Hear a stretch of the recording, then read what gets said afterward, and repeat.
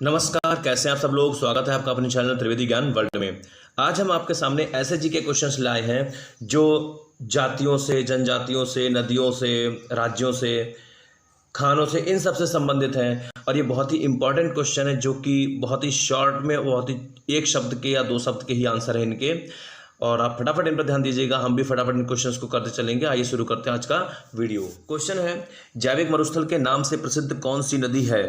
जैविक मरुस्थल, ठीक है। तो अगर आपसे पूछा जाता है जैविक मरुस्थल, तो ये आपका हो जाएगा दामोदर नदी, ठीक है। आगे बढ़ते हैं। दक्षिणी गंगा किसको कहा जाता है? दक्षिणी गंगा गोदावरी को कहा जाता है। दक्षिण भारत की गंगा किस नदी को कहा जाता है? देखिए, इन दोनों प्रश्नों में अंतर है। अगर दक्षिण गंगा पूछता है तो गोदावरी नदी है, और अगर दक्षिण भारत की गंगा पूछता है तो कावेरी नदी है। ये क्वेश्चन कन्फ्यूजन में डाल देते हैं। आप इन क्वेश्चंस को लेकर के कन्फ्यूज मत होइएगा। एक बार फिर से आप देख लीजिए। देखिए, यहाँ पर लिखा है दक्षिणी गंगा किसे कहा जाता है? गोदावरी को। और अगर आपसे पूछ रहा है दक्षिण भारत की गंगा किस नदी को कहा जाता है, तो कावेरी नदी को कहा जाता है, ठीक है। भारत की कौन सी नदी कर्क रेखा को 2 बार काटती है? माही नदी। माही नदी कर्क रेखा को 2 बार काटती है। भारत में मिलने वाला गोंडवाना काल का कोयला मुख्यतः किस प्रकार का है? बिटुमिन्स प्रकार का कोयला है, ठीक है। भारत में जो गोंडवाना क्षेत्र में कोयला खोदा जाता है वह आपका बिटुमिन्स टाइप का है। भारत के कुल उत्पादन का लगभग कितने प्रतिशत भाग गोंडवाना काल के कोयले से प्राप्त होता है? तो ये आपका 98%, यानी भारत का जो टोटल प्रोडक्शन है उसका 98% अकेला गोंडवाना क्षेत्र से ही प्राप्त होता है।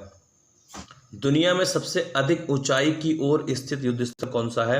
ये आपका है सियाचिन ग्लेशियर। ये चीन से सटा हुआ युद्ध स्थल है। यहाँ पे चीन का बॉर्डर है और यहाँ पर -40 to 50 डिग्री सेल्सियस तक टेम्परेचर रहता है।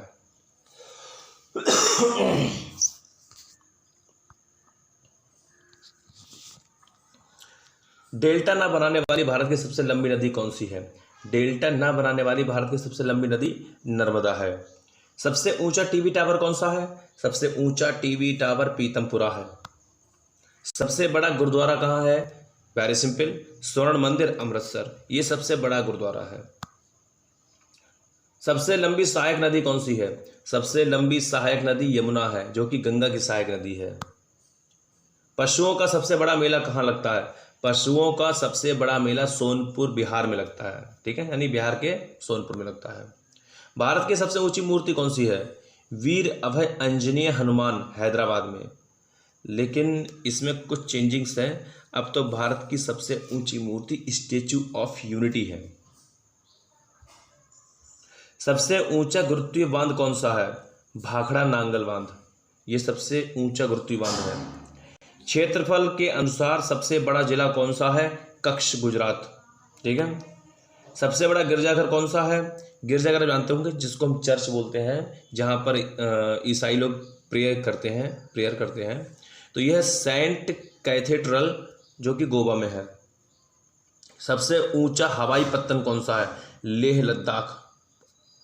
सबसे बड़ा नदी द्वीप कौन सा है? माजुली द्वीप ब्रह्मपुत्र नदी पर बना हुआ है। ये सबसे बड़ा नदी द्वीप है। सबसे लंबी नहर कौन सी है? इंदिरा गांधी नहर सबसे लंबी नहर है। सबसे बड़ा कॉरिडोर गलियारा कौन सा है? कॉरिडोर और हिंदी में गलियारा भी लिखा हुआ है। तो यहाँ पे होगा रामेश्वरम मंदिर, तमिलनाडु में। जो तमिलनाडु में रामेश्वरम मंदिर है वो सबसे बड़ा गलियारा है। भारत का सबसे बड़ा गुफा मंदिर कौन सा है और कहाँ है?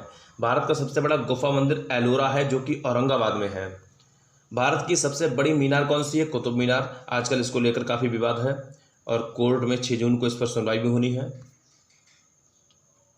भारत का सबसे बड़ा कैंटिलीवर पुल कौन सा है? भारत का सबसे बड़ा कैंटिलीवर पुल है आपका हावड़ा ब्रिज, कोलकाता, जो कि जहाज़ों के लिए भी खुल जाता है।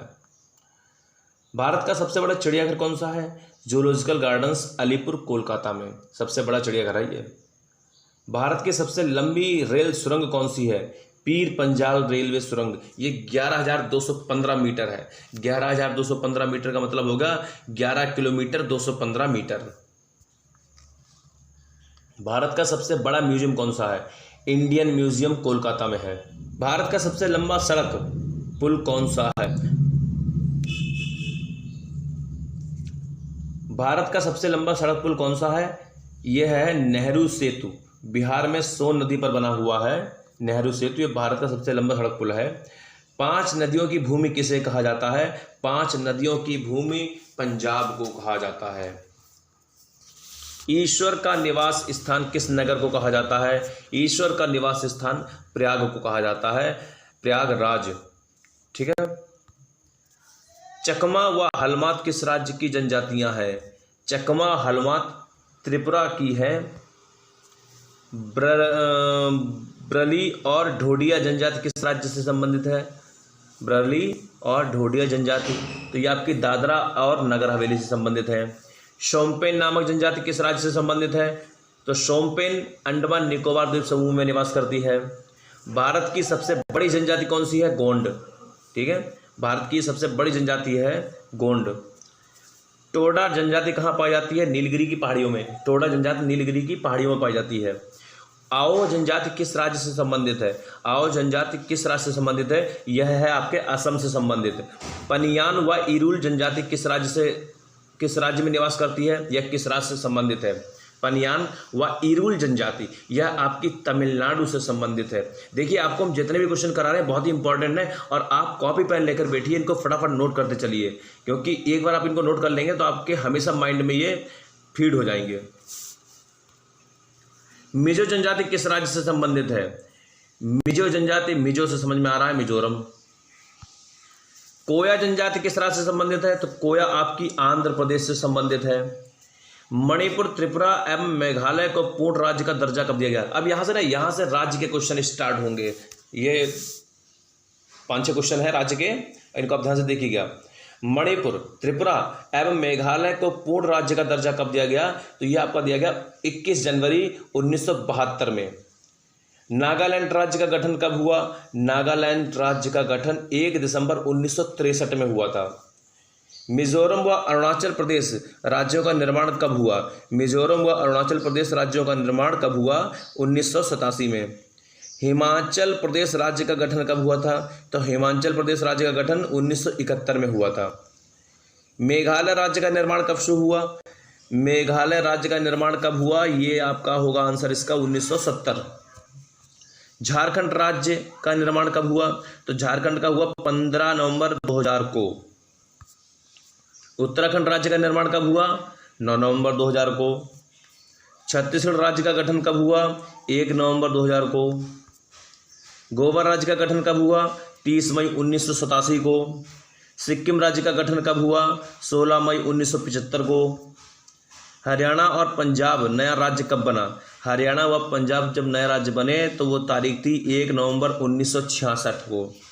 गुजरात और महाराष्ट्र नए राज्य कब बने?